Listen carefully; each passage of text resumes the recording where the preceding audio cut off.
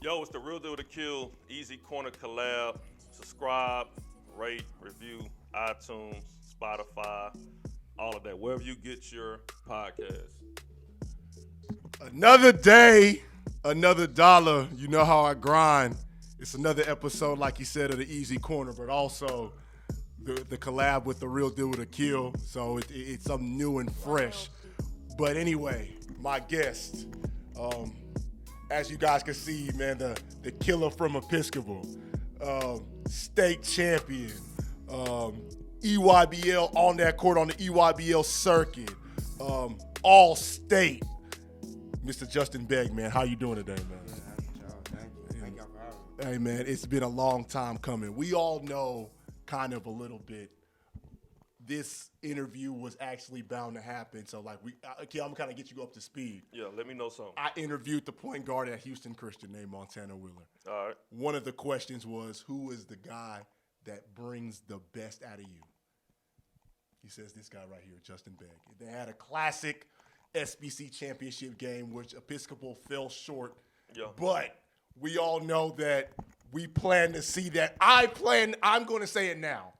I think the rematch is going to happen in the SBC championship, even though they're going to play in district play. But I'd rather see the matchup with the biggest prize on the line. But this is where this interview stems from. So, obviously, I've been watching Justin for a very, very long time. You know that I keep up with high school basketball. Real heavy. But this is Justin Begg. So just talk about your journey of basketball and like how it kind of really started for you, man. So, like, my dad, Christian Begg, shout out to him, man. He kept me in the game for a long time, still in the game because of him. His knowledge, he's taught me a lot.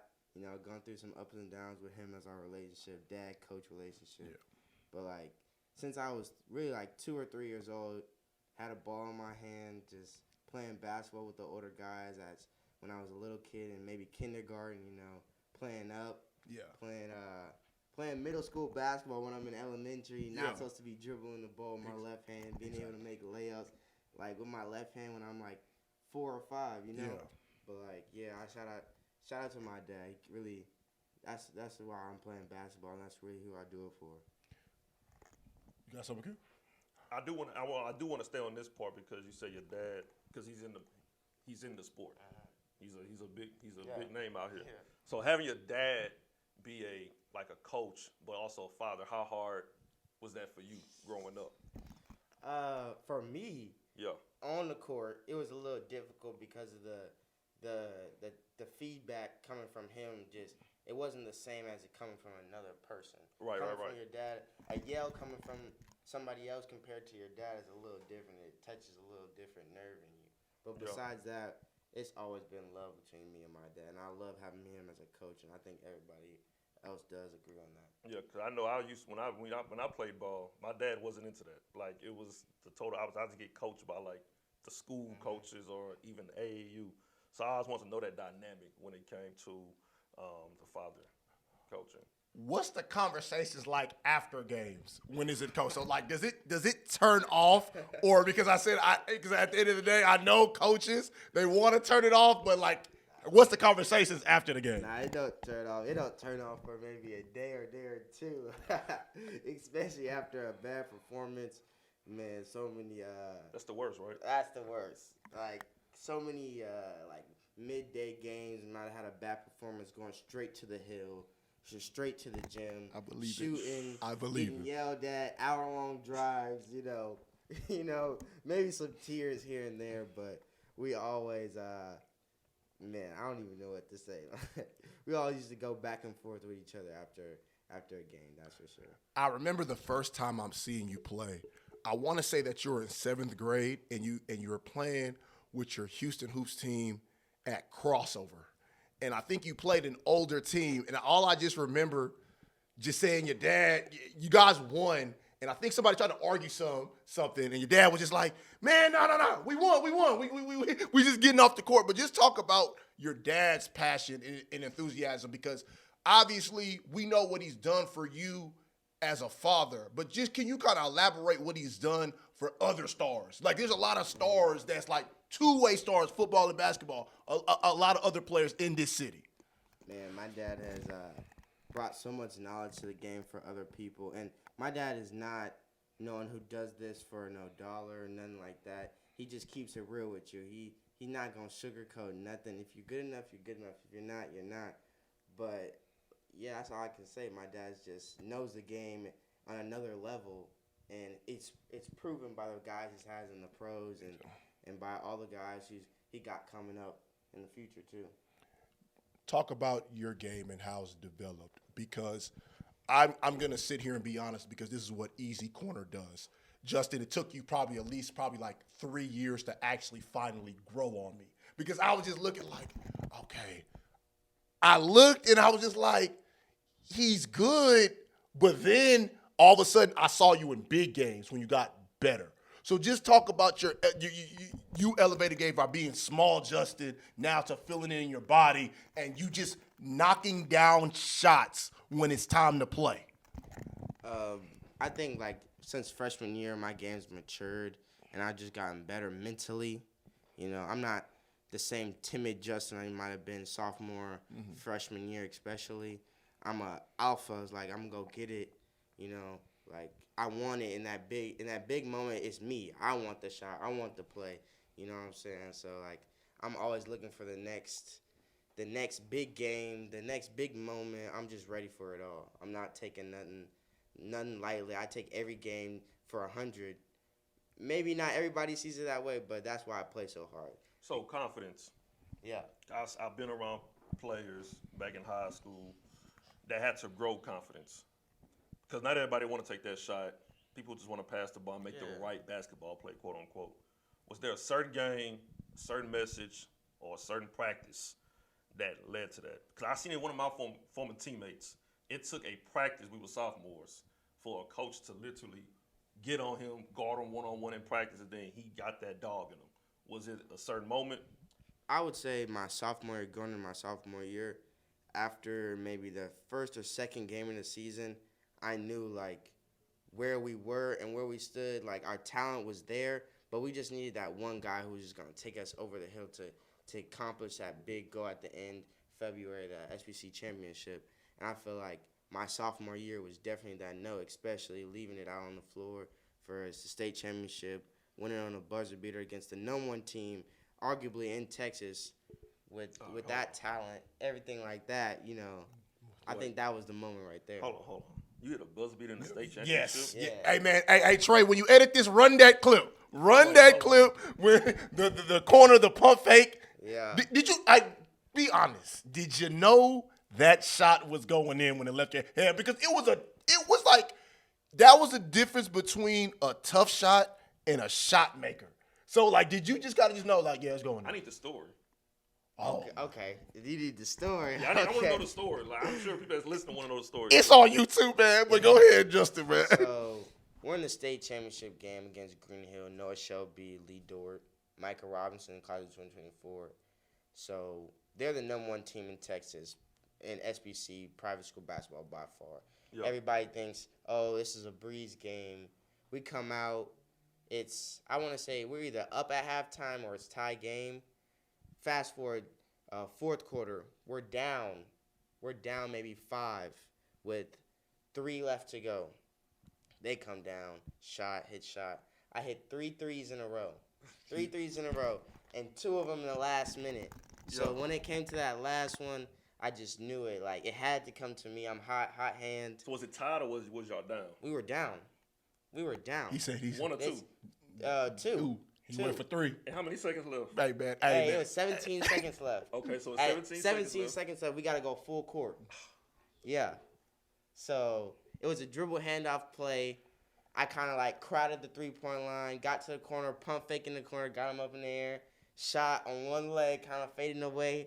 And when I let it go, I just knew it was going. It would look too good. It was too clean, too perfect. The funny part about that play was you guys celebrated, but you guys really actually ended up sprinting back on defense. Yeah, like I see Justin. So it was time on the clock. It was time on the clock. Like Justin, they jumped in, but they started. You could see like the turn, like they started sprinting down. Look like, oh nah. So it's like probably like what, 5 seconds left? Maybe 3 seconds. Yeah, 3 seconds left. 3 seconds left. Yeah. Just a time for a pass and a shot. That's about it. And it didn't come close. It was like over with. Yeah, game over. Yeah, that was one of the best games I've ever seen. But I do want to actually touch on, though. Obviously, I want to kind of shift gears to the EYBL circuit, but I don't want to touch on right now you playing on it, but just experiencing it, knowing that, like I said, you've seen a lot of great performances and a lot of great play on the EYBL circuit. For people that don't understand that environment, describe the environment as a fan. It's fast-paced, kill or be killed. No plays off at all. It's not your local just get up and down the court, open gym run. This is a real deal. This is not a weekend tournament. This is something that people just want to do, like they wish to do it in their life. You get what I'm saying?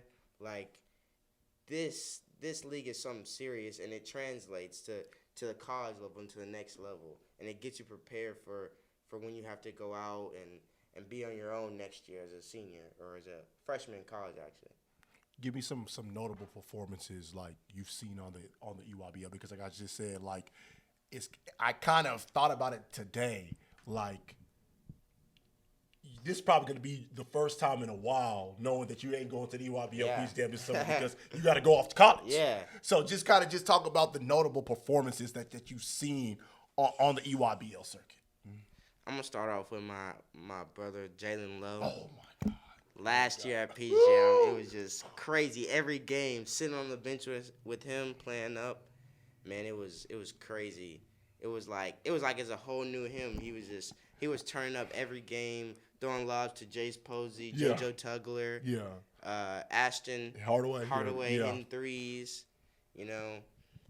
Who else do we have? Jackson Prince was on that team. Jackson Prince was on that team, everything. But some other notable performances, I would say my teammate Trey Johnson this year came off the plane from Hungary, had 30 points, first game at Peach Jam, just crazy, off the plane, like it was nothing, tired still, like everything. This is going to be a question I'm going to ask you, and I'm going to ask your dad when we get him on. There's inklings that they think the game is rigged for Houston Hoops to always make the Peach Jam. Because every time they feel like, we look at the standings, how did the Hoops make it? Just talk about a little bit this. Can we just put to bed that myth that nobody is swaying one way? Y'all just win at the right time. Yeah, we just win at the right time, and just like the name of the Houston Hoops carries a lot of respect with it. Like Mr. Passner, he's had this for a long time. My dad, those type of people. We're just known around the world, not only for things that we do on the court, but things that we do off the court.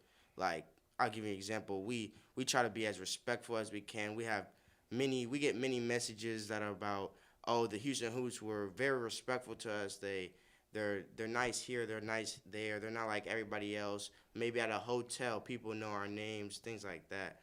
But also, I just want to say our play speaks for itself. Yeah, no, it does. It does. But y'all, like I said, y'all won at the right time. Yeah, and we deserve to be in the Peach Jam every year, no matter the case. Especially this year, especially years before. So I just want to put that to rest. Like the Hoops,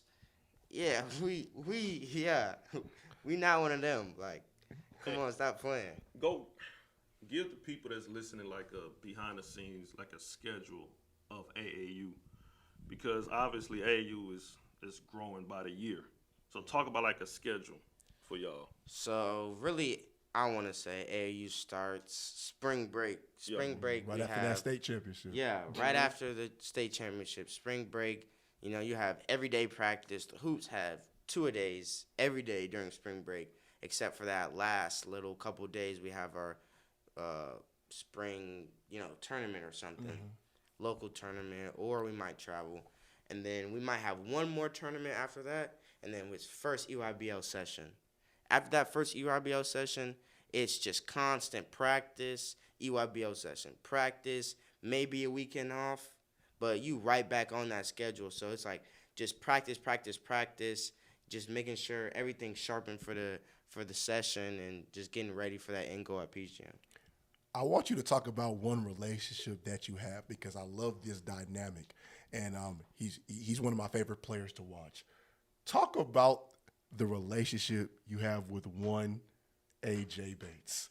Talk about him a little bit because I've enjoyed you. It just feels like you guys feed off each other every time you play. So how different is it going to be knowing when it comes March, you're not playing with him? Man, I've been playing with Bates since I was a freshman, so really, like, that's my guy, you know? Yeah. Like, we are just 1-2 punch, I feel like, you know? Like, we feed off each other. We know we have a little a better IQ than some people we might be playing with or playing against on the court, so we know where we need to be, where we are at all times. Like, it's almost like we have that twin connection to where, like, we just know what to do and when to do it at the right times. The fact that Seven Lakes and Episcopal hasn't happened, like... Hey, y'all ducking that smoke. Hey, they ducking that smoke. The fact that Seven Lakes and Episcopal hasn't happened in 4 years has really baffled me because, like... Why is that? Because, like, it's so much storylines going into that game, but also those are two of the better teams in the state. Like, we have deserved to see that matchup at least one time. Like, you could arguably say Seven Lakes is one of the best public schools, but also Episcopal, we know that they're one of the best private schools. So you think Seven Lakes is ducking y'all? Yeah, for sure. Bates knows it. Yeah, Bates knows it. Nas, too. Yeah.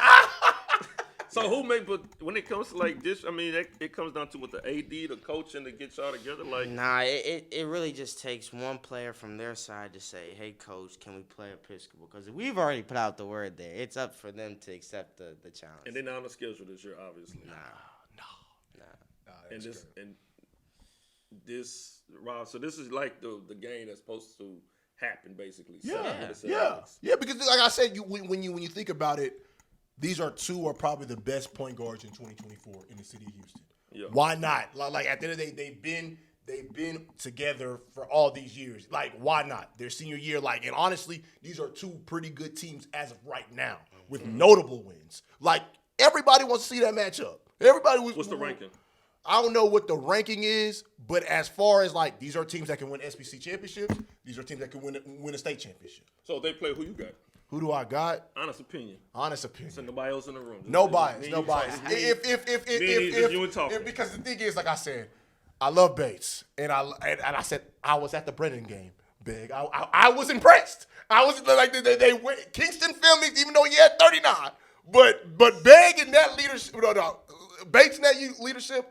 But then you got Begg here, man. Like you can never count him out. I think that would be a classic game.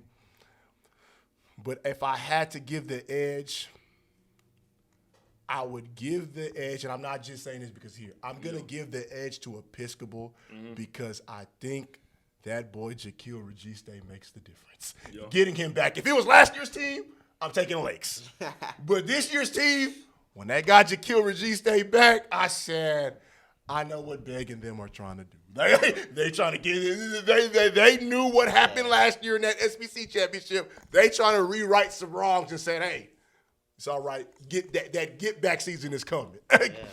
So that's what. So I would take Episcopal as of right now. But speaking of Episcopal, talk about playing for Coach Wayne Jones. Talk about, and the one thing that I appreciate about him is not just only the coach, the man that he is. So just talk about the man and the coach that Coach Wayne Jones is. Coach Jones is like a father figure at school. Like anything you need, you go to Coach Jones. You know, you need to talk to somebody, you go to him. Practice, you know, he listens. He's a guy you can come to at any time of the day, no matter what it is, basketball, schoolwork, problems at home, anything like that. But as a coach, Coach Jones is helping you for the next step in life, like your future. For me, I'm planning for something bigger than just Episcopal. I'm planning for my next year at George Mason, stuff like that. He's preparing you for the future and just wants to see the best for you. You know what I'm saying? So playing for Coach Jones has been a great experience, especially since sophomore year he really put the ball in my hands and trusted me for it to be like my team and be the leader of the team. So I really thank him for that. Do you believe years prior, it was probably the biggest misconception about private school? Mm-hmm. What have you feel like guys like you, Montana Wheeler, Nigel Walls, Sebastian Adams, what have y'all done for private school basketball? I feel like all those guys you just named, we've all made it to where like people who are at public schools, they starting to realize, hey, I kind of want to go to this private school because, hey, this guy's getting all this pub from going here and turning this place up. Mm-hmm. That's kind of what we've done, and it's also been like people like Xavier Wheeler or D.A. Houston or Jahari Long, who's also Jalen Waddle. Yeah, Jalen Waddle paved the way for people like us. So, yeah. Okay. Talk about your crew, your Episcopal crew. Obviously, shout out. I know my boy Deshaun Brody's no longer there. I shout out.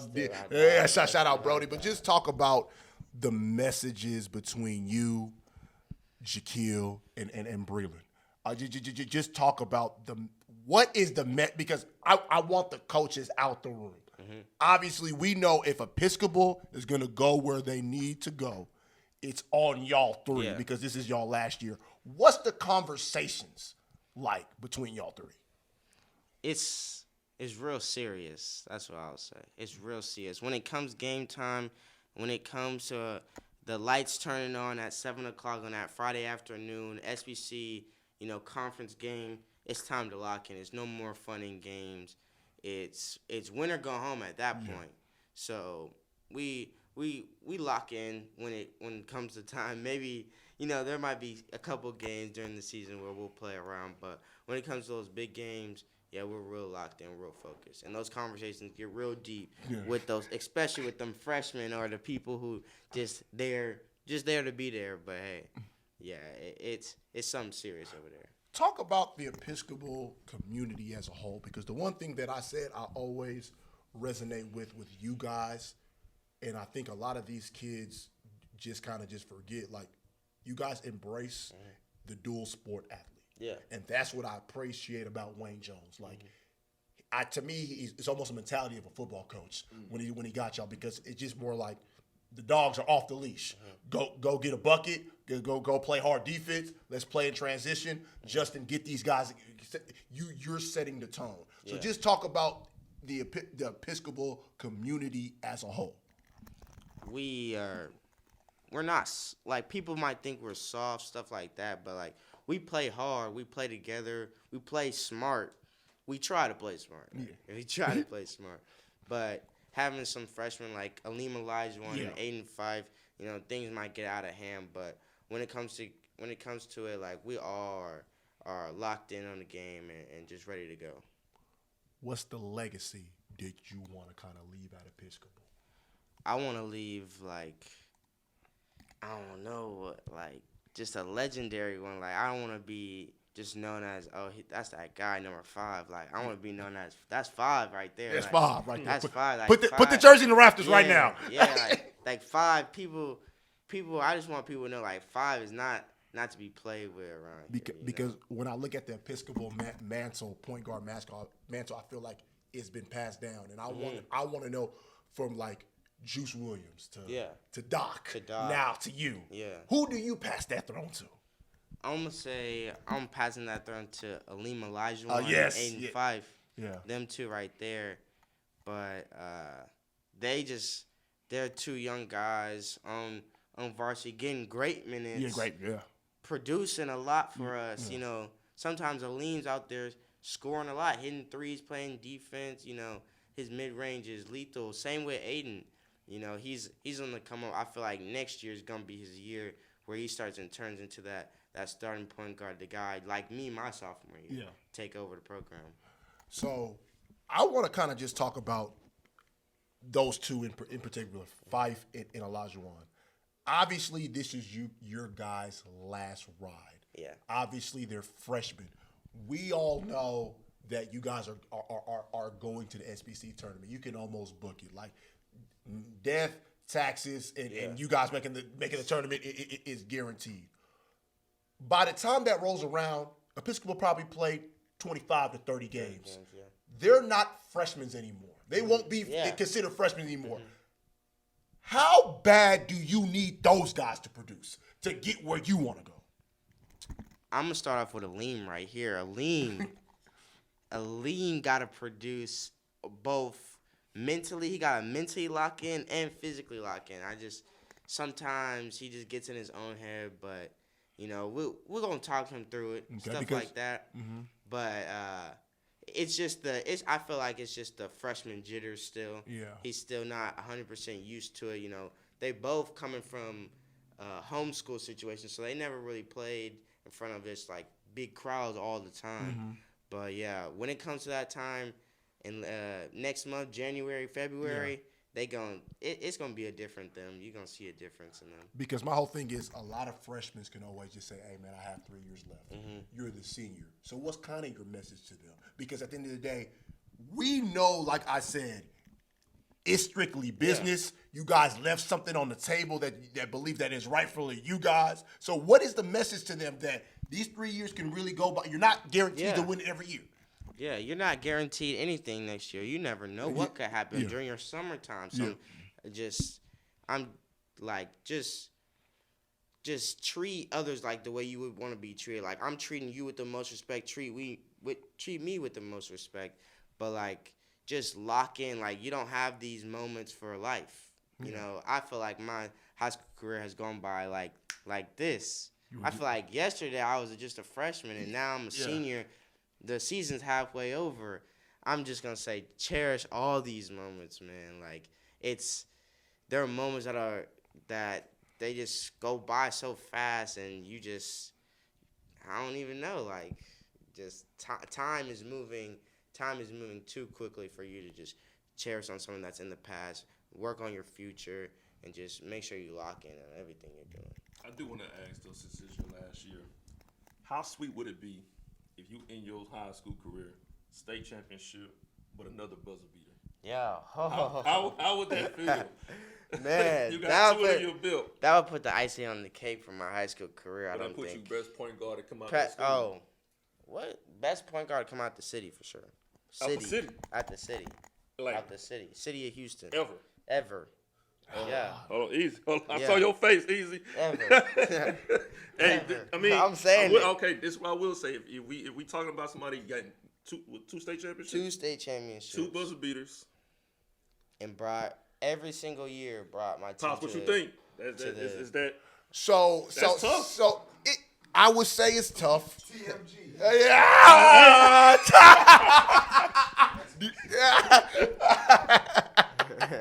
I don't think nobody in the city is gonna pass. I mean, no, I would say the resume will stack up against anybody. But my whole thing is, my rebuttal to you is this: Montana really has 1 more year. What if he gets the state championship his senior year? That would be my rebuttal. It would be knotted up at 2. I like the confidence, though. No. No. The thing about it is, he's not wrong. Like, he's in the discussion, and it's a debate. So that's that's my whole thing. So do you know the history? I'm pretty sure you're probably the history of TMG. Yeah. Did you tell about TJ Ford too? Yeah. So like that resume is gonna be. No, you know what I mean? And it doesn't just stop right here in high school. It obviously keeps on going. Yeah. So like, the way I see myself in the next 5 years, I feel like I will have that resume, and just to prove it, to back it up. Mm-hmm. So like, that also goes into what I'm saying. The one thing I wanted to ask you this question.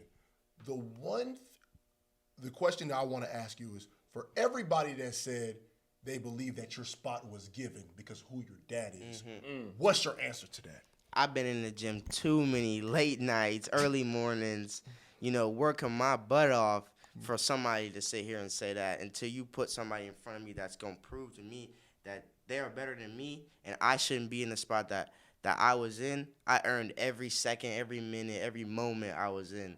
So for somebody to say that, that's just heartbreaking towards me. And it's not fair to me to say that to me, because of the opportunity I've been given, but I worked for it. Mm-hmm. So it should have been given to me, or I should have gotten it. Okay. Go ahead. No, I do want to shift a little bit because you said you're going to George Mason. Yes, sir. So, why George Mason? What came to that conclusion? What stood out during that visit? Just everything, really. Like, even just getting to the airport, they treated me like family as soon as I got there. The coaching staff, Coach Skin, Coach Mike, everybody just was like, it felt like a home environment, right. I would say. Like, they just treated me with the utmost respect, especially my parents, which was a major thing. Fairfax, Virginia is an amazing place. It's a new environment, new climate, all that. A new region I'm going to be starting a new journey at, everything. But Mason, like the conference they're in, everything, they're on the rise. I feel like you're going to hear a lot about George Mason and Pirate basketball in the coming future. Talk about George Mason a little bit because they're actually I see that they're actually recruiting Houston a lot. So just talk about that. And quick story about George Mason. I watched the game in 2006 when they beat UConn to go to the Final Four. Yep. So I do want to know too also how many because the head coach was on that Final Four team. Yes. How many coaches are still like there at George Mason that was on that Final Four team? I believe there's another one, Coach Butler. Oh, Butler, yeah. Oh, he was in the corner, tough corner shots They against still UConn. coaching there, George Mason? No. Like they He was played. playing. They played. Yeah, so Wow. they beat So UConn. they keep it within the family, basically. Yeah. Jim Yeah, Larinaga, exactly. man. Shout out Jim Larinaga, coach at Miami, but he was the head coach. Yeah. They keep that in the family. But was there any other schools or any other visits that you took? No, I didn't take any other visits, and it was just kind of like I took that first visit to George Mason. It just felt so good. It just felt like home, Yeah. And it was just the right time and the right place of when I got that offer and that opportunity to go to George Mason. That was like, yeah, this is it for me. I want to kind of switch gears because actually, obviously, like my job is to kind of study what you kind of do. Talk about the painting your sister did, the picture, and also talk about the modeling career at Episcopal, man. Gotta just touch on those stuff because at the end of the day, you're more than an athlete. This year, there's NIL deals. You know that you got to kind of brand yourself. At the end of the day, you've been at Episcopal that is more than sports, is known for education. Just kind of just talk about that. Yeah, my sister, she had a little art project for her art class, photography class. Yeah. She took a picture of me and kind of matched that George Mason theme a little bit with the green and yellow and whitish stuff. And I really, my sister did a great job on that. And to speak on the modeling thing, it's like a little event that we do for our school. It's called the Style Show, Senior Style Show. And it was just a great experience. Got a model at the Galleria for Macy's. And it was fun, Lights on you, cameras on you, smiling, parents in the crowd, everything. It was just nice, Obviously, like I just said, man, for Episcopal to win the SBC championship, what needs to happen? What needs to happen? We just got a tough one in St. John's, Houston Christian, St. Mark's. I feel like those are the main people that we got to worry about. But it's really not about them. It's more about us and the way we got to play. We got to come out as a unit and play together and stop worrying about, oh, I need mine. No, if we get ours, yours comes with it. Stuff like that. We just have to play together and just lock in on what our main end goal is, and we'll achieve it. Talk about your secondary hobby, the collection of shoes. Oh. Talk about that and what kind of joy that has sneakers brought you? What's the best pair of sneakers you've ever played in? So kind of just talk about you're one of the shoe guys, and your dad. We're not gonna even get started about that, man. We know who he is.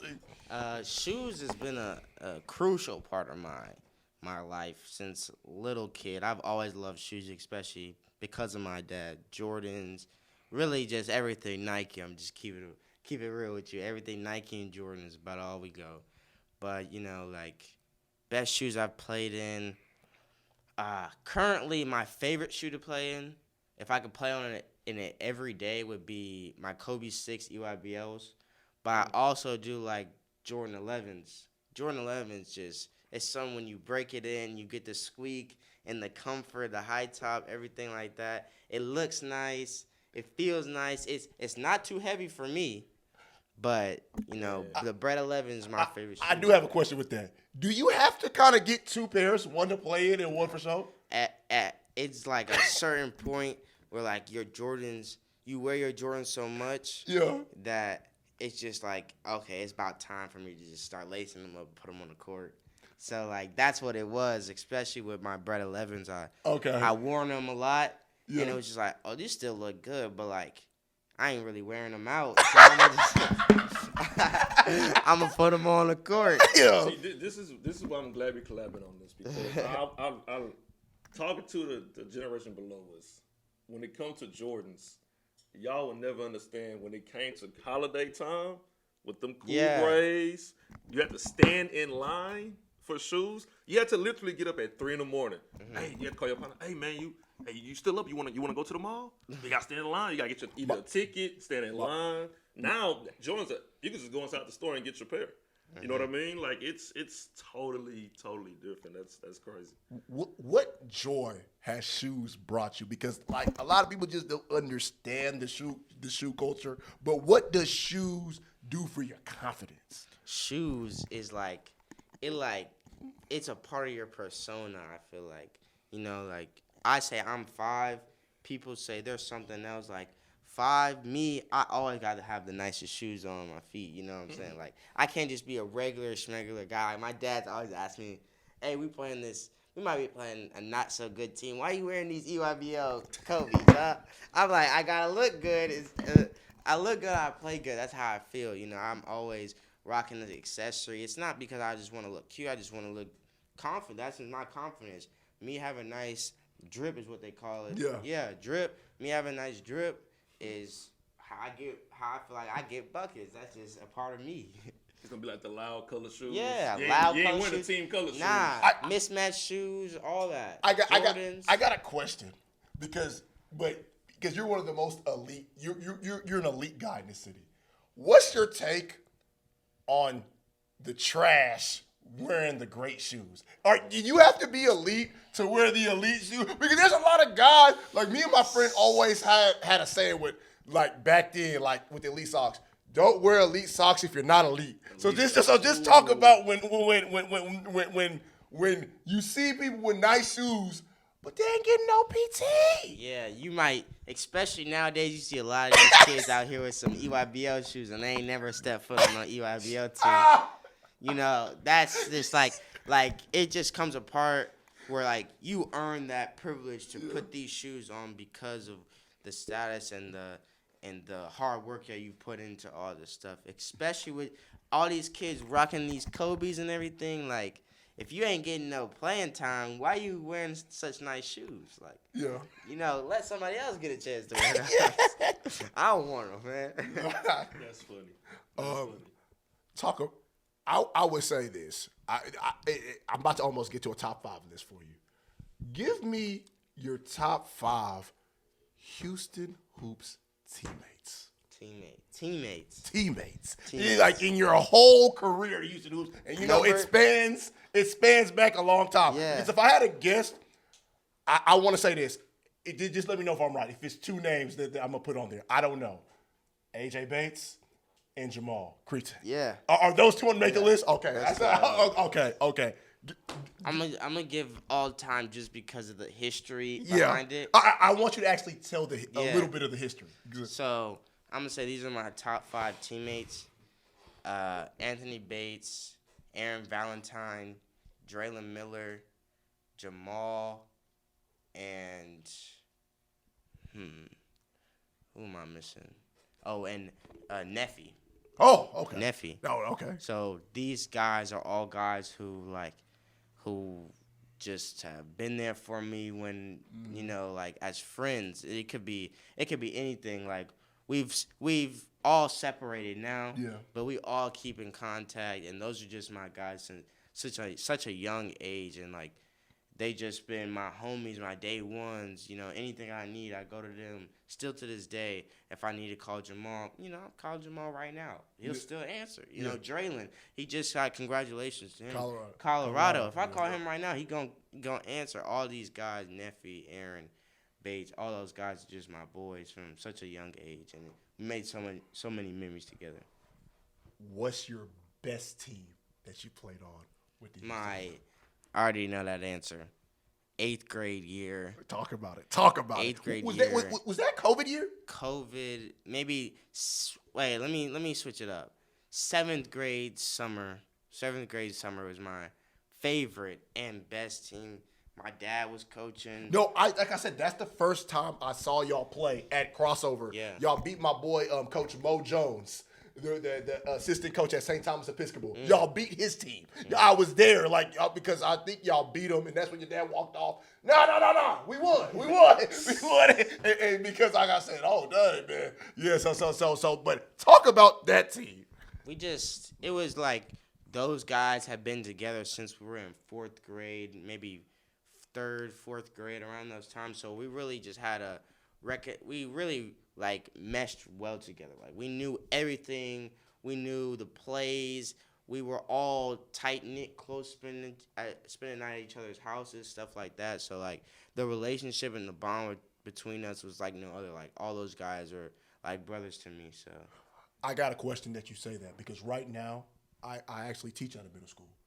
When you say you kind of know the plays and stuff like that, I want you to kind of just talk about the unselfishness that you learned during those years, and how did that start? Because there's a lot of middle schoolers look at me, hey, Easy, I'm here to drop 40, or hey, man, I'm trying to get my 50, and it's just more like they're not really students of the game. But when I watch a Houston Hoops young team play, they know how to pass and cut, get to their read spots, and do that. Talk about the knowledge and the student of the game that started early.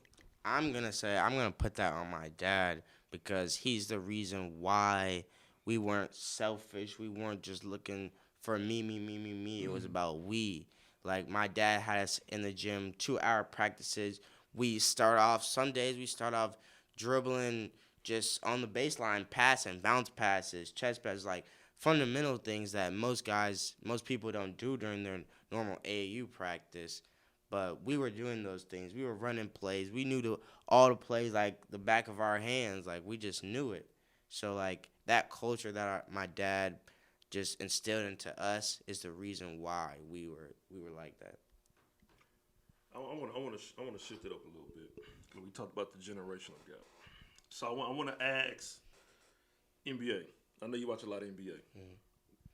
You taking Michael or LeBron? Michael. Yeah, Jordan. Okay. All right. I'm a LeBron fan, but I just want to see what you're going to say. Who are your top 5 players right now? In the league? Yeah, right now. Kevin Durant. I'm going to give it to LeBron. Kevin Durant, LeBron, Luka, Kyrie, and Jason Tatum. How does Giannis not make your top 5? This your favorite, or you think this is the best? No, this is my favorite. Oh, okay, This is not the best. This is my favorite. Okay. Giannis is in that best. Yeah. He's in the best right now, but those are just my favorite guys that if I'm bored at home, NBA highlights at school, I'm looking up Luka, Kyrie, LeBron, sometimes. Favorite artists, top 5. Top 5, Travis Scott, OT7 Kwani. Shout out to OT7 Kwani. Y'all don't know about that. Y'all don't know about that. What's the name? OT7 Kwani. OT7 Kwani. Kwani? Yeah. That's a rapper? Yeah. Do your research. Where you from? Philly. OT7 Kwani. Yeah. Yeah. Yeah. All right. That's 2. Give me 3 more. Lil Uzi.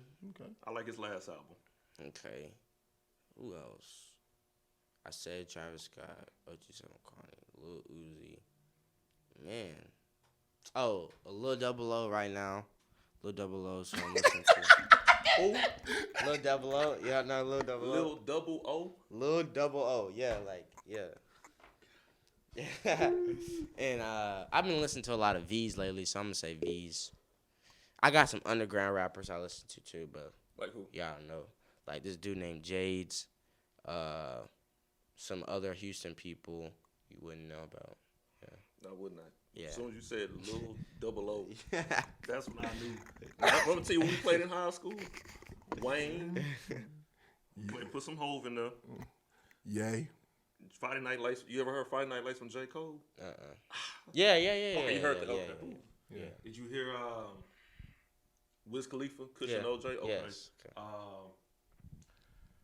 Rick Ross. Listen to Rick? Yeah, Rick. My dad got me on Rick Ross. Okay. Yeah. Okay. That's my guy. So we need you to get circled around back to some.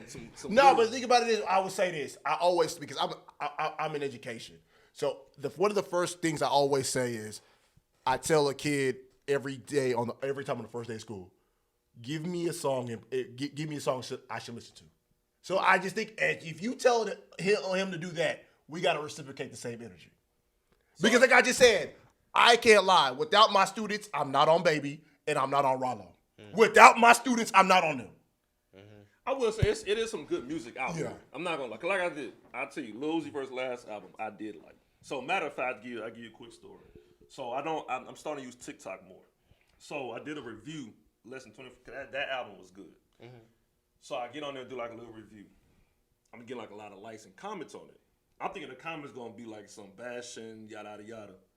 It was like they was agreeing with what I was saying about it. But then what struck me was that they started saying, "Man, look, the OG respects the younger rapper." I said, "Hold on, wait, OG, I'm only 30." Time out, what's happening? What's happening right now? Wait, OG. I said, Oh man. I can't. You know, but I'm like, man, this Uzi verse. At first, I wasn't a fan, but he got me. Yeah. So if I give you an artist to listen to, I promise you, I guarantee you, 'cause I tell your pops that I listen to a certain artist. So if you want to listen to one of your favorite artists, I definitely would do it. I give it a song. So you want to listen to Lil 007? Nah. OT7 Kwani. OT7 Kwani? Yeah, OT7 Kwani. You're gonna have to add You got to spell that out. You're about to say, because After this show, you got to spell like that I out. just said, like the kids put me on Rollo and Baby. Like they are solely responsible for putting me on Rollo and Lil Baby. Like the kid. And then honestly, I do want you to talk about this. Talk about, because we didn't really have it, but it was the beginning. Talk about the mixtape era. You just talk about the mixtape, because you guys are almost making cartoonish stuff and doing stuff off these mixtapes that we've just never seen before. It used to just be raw clips, instrumentals. Now people turning into monsters, people popping out of cakes like they dunking the ball. So just talk about how the luxury of the mixtape era has enhanced you guys. Like, I feel like the harder the mixtape you got, the better, the talented guy you are, almost, as if, like, I'll give you an example. Right now on the EYBL stage, the people with the best, mixtapes were like L.A. Kadu, Tahad Pettiford, those top-ranked guys. And, like, the mixtape era is, like, what every kid's dreaming of. They dream of that stuff, you know what I'm saying? Like, that's not something that you could just go out there and buy. Like, you got to be talented enough to play good enough, get recorded by somebody, and hopefully get it for free. You know, if you paying for a mixtape, then, you might not be there yet. But like, getting a mixtape on the EYBL level, that's just an amazing accomplishment if you can do it one day. You know? How has it enhanced the basketball culture? Ooh. People put their own songs on. Like, I could get a mixtape. Somebody could send me a mixtape. Y'all could just video it, no sound. I could put OT7 Kwani in the back and just turn it up a little bit. Like, that's just, like, your own little spin on it. Like back in the day, if y'all had that technology, my dad probably put some DJ Screw on the back of his basketball mixtape. Stuff like that. But, like, it's definitely, I'm not going to say it's just helped, but as far as, like, stuff like Instagram, TikTok, it helps your peace of mind and for your friends to see what's up with you. Obviously, like I just said, I think we're all in the social media era. We're all living it. But just talk about, what does the social media culture do for your friends and and who you hang out with? Social media can help, but it can also hurt a lot. Like, Twitter is a great way to get in contact with all these coaches, but like you just gotta be mindful of what you do, especially for like Instagram. There's a lot of stuff like you might have put out in the past that can just resurface. But I just say just be mindful of what you do, what you post, and what kind of things that you look at on your Instagram and the things that you promote. Because, like, nowadays it's all about your NIL, your name, image, and likeness, stuff like that. So that can always ruin stuff. And you can just think opportunities can be taken away from stupid mistakes that you make just post on your Instagram. Go ahead. I know I was gonna talk about social media real quick because a lot when you balling the way you are, there could be kids either at the school or on social media calling you, oh, he's him, he's the GOAT, he's a legend, all those things. Does that like boost your confidence, or that's something that you try to like ignore a little bit because that can, Yeah, especially at school, I will say this like I might joke around and be like, oh yeah, I'm him, like this and this, but like I don't really just act like that. Like I'm not that type of person who's just gonna be like, oh yeah, I deserve more than you because of this thing. At the end of the day, we're all human. I go to school just like you do. I tie my shoes. I wake up, brush my teeth just like how you do. So we're not any different. And a lot of people don't see that, but that's how I view the world as far as right now. Because a lot of people are getting big-headed in the things that they do, and my parents taught me differently than that. So, yeah, that's just my view on those type of things. We touched on sister. Obviously, we touched on pops. Talk about moms. Talk about what she's done for you. Because at the end of the day, like, obviously, you're always going to be attached to Christian Begg. Yeah. That's it. But can you just talk about moms for a little bit, man? Oh, my mom's a different animal, Like, my mom, she's at a lot of my home games recently. She's been at a lot of my Pittsburgh games, but my mom's just she couldn't always be out to every AAU game like my dad could. My dad's with the team and everything. But my mom is the most supportive person ever. If I'm going through something, especially though, like we talked about those bad games, with driving home with my dad, I go see my mom. She's real supportive. But my dad might think I just went home and cried to my mom, but my mom would always have sit-down talks with me and, like, things I need to do to get better in those situations, stuff like that. So my mom's helped me mentally overcome some roadblocks. Give me a player that you always, in the city, that you felt like, I wish I would have played with him. Played with him. I got a player in mind, but I want you to say your player first. Played with him. Rob from Pasadena. Ooh, Memorial. That's a good one. I wasn't even thinking about him. Yeah. But I was thinking about, it would have been interesting to see you, even though I love AJ Bates, you and Zion Pipkins in the back. I would actually want to see that. No, but it could have been three starting guards. You, AJ, and Zion. But I would always want to see that. I was actually at that game this year when Kuz played the hoops. Yeah. That was actually one of the most intense games I seen. Like it was a good game. But but like I just said, that's the player that I was thinking about. Rob, yeah, I kind of forgot about him. You throwing that lob. Yeah, that screen pick and roll. Somebody help up, the big help up, that lob, he gets in that every time. I do have a question, but it's because he's my guy, and I want you to describe one player to me, and he's my guy, and I'm gonna have him on EasyCorner. How did you and AJ Bates kind of control Devon Ugo's competitiveness? Because I love my boy Devon. But sometimes I just be like, D, what was it? Easy, you know me. I was like, I bet. So just talk about the misconception of him, but also when he's locked in, he's one of the best guards in the state. Yeah. He just, man, Devon's competitive nature is something different. Him on the court is a lot different from him off the court. Because the only reason why I said that, because I was at that Kuz game, And like he did something, he said something, and then you and AJ just go over to him. He's like, all right, I got you. All right, man. So just talk about like that relationship you have with him. I think y'all are probably one of the few guys that can really talk to him when he would really talk to him. So just talk it was about just that. a relationship. Like I said, we built.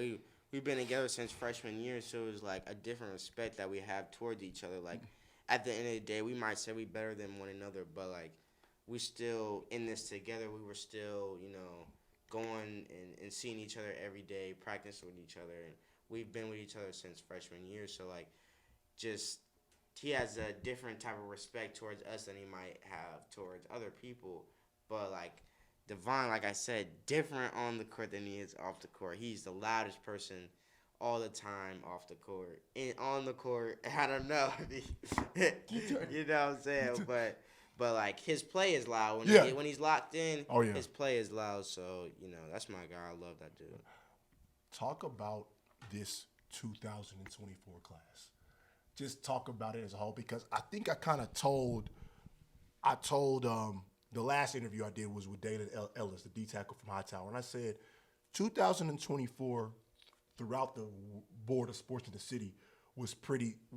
I told myself I ain't gonna really get emotional, but I am gonna kind of get emotional because 2024, like I feel like I watched y'all grow up, so it's just more like just talk about some of the notable players and stuff like that, because to me, you're the head of that forefront. Like, if there is basketball in the city, there is guys that represent the city. You got a guy that goes like you, AJ Bates, Robert Miller, Zion Pipkins, guys that been on top for so long. Now you guys are almost 3 months away from the end. Talk about your class. I would say people like the people that you named, Jared Harris. Yes, Jared Harris, yeah. K. Dotson. Yes. Clarence. Yeah, Paye. yes. You know what I'm saying? Like McDermott. Yeah. People like Ashton. Shout out Cam Patterson. Yeah, Cam. That's my guy right there, Cam. All these people, we've been headhunters for a long, long time. Like, we've made noise in the city since we were in 8th grade. And like, to finally see us all grow up and all taking our own separate ways, it's a little sad, but like we ready for that next step in life, and that's the ultimate goal of being able to go to college for free and play and continue to play basketball. That's the ultimate goal. The other question that I have, obviously, I kind of make it jokingly the transfer portal of high school basketball. But obviously, you've been loyal. And I would say a lot of your 2024 compadres actually been loyal to that. Talk about you guys standing on that and finishing what you guys started. Because Jared Harris, we know he wants that state championship. Jaquil Registe has came back to Episcopal to get a state championship. Cam Patterson, 4 years at Summer Creek. AJ Bates at Seven Lakes. When everybody and their mama thought that Devon was leaving Clements, he got Clements at 13-0. That's my guy. He got Clements at 13-0. So just talk about the journey and the loyalty of 2024 and finishing something that you guys started. We for me especially, I feel like I owe that to my coaches, the loyalty.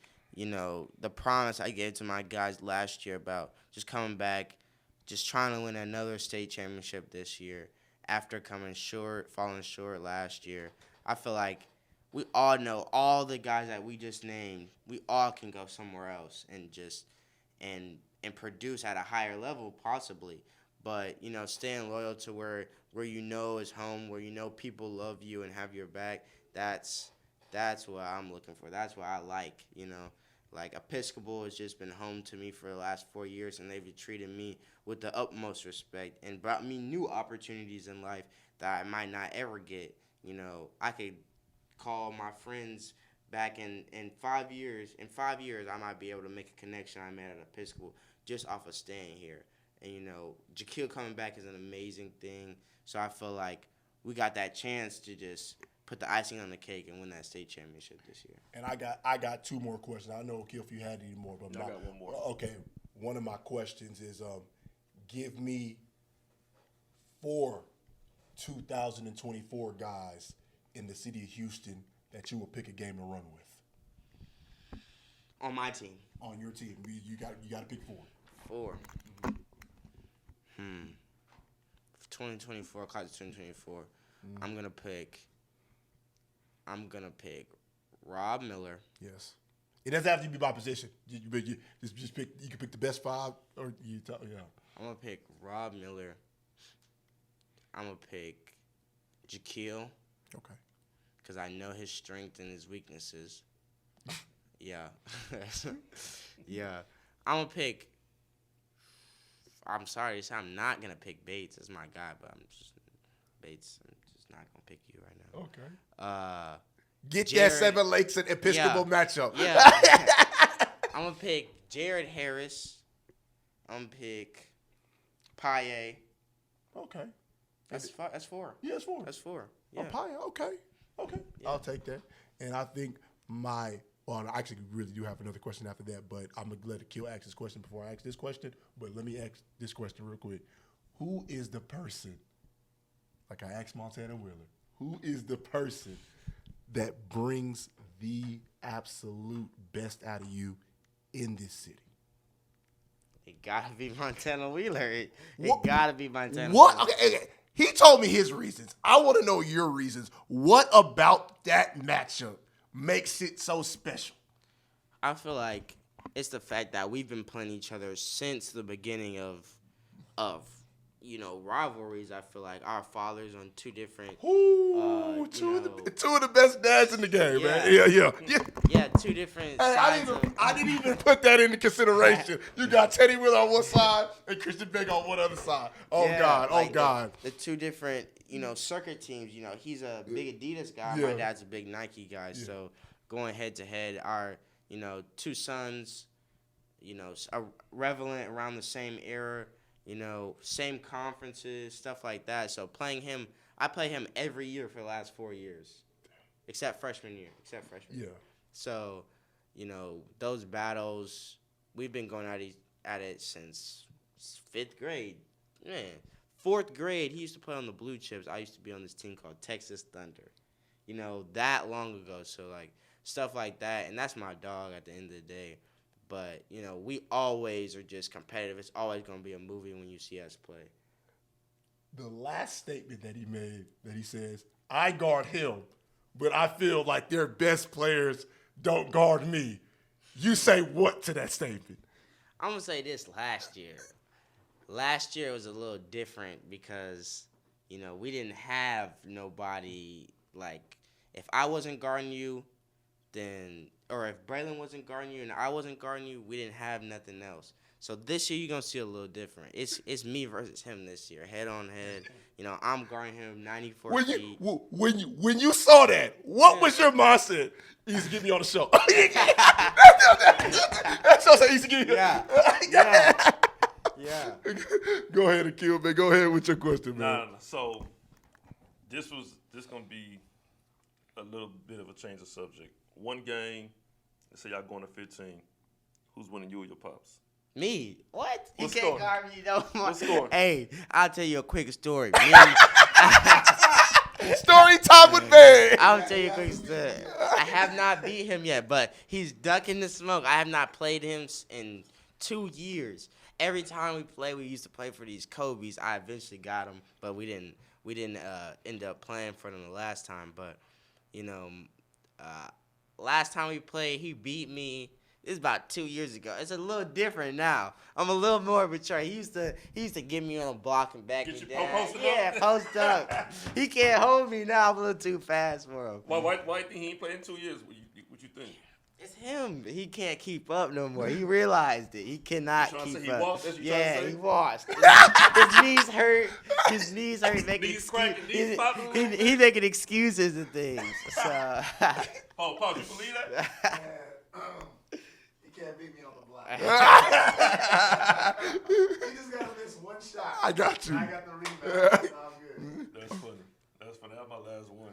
And my last question, I want you to actually say it in the camera. Who is Justin Begg? Justin Begg, class of 2024, alpha, dog. I'm just me. At the end of the day, I'm not looking to be nobody else. I'm just 5. So whatever you got to say about me, you know, it is what it is. I know who I am, and the people around me and people who love me and show support know who I am. Yeah. Man, throw out your Twitter, throw out your Gram, throw out all your social medias, man. Justin Begg _ on Instagram, Justin Begg 2 on Twitter, TikTok, just Justin Begg. Thank y'all for having me. I appreciate it. Man, I appreciate y'all, man. Another episode of the Easy Corner, collaboration with The Real Deal with a Kill. Man, follow us on all social media platforms.